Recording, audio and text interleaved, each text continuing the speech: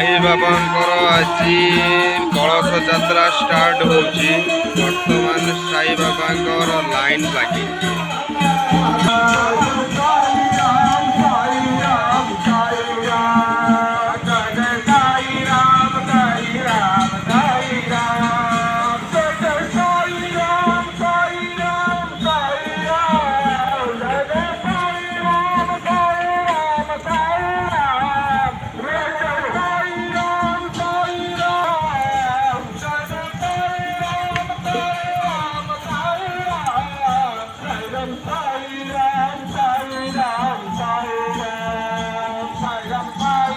ସାଇ ବାବାଙ୍କ କଳସ ଯାତ୍ରା ଆଜିଠାରୁ ଷ୍ଟାର୍ଟ ହେଲା ଦାମନଯୋଡ଼ି ନାଲକୋରେ।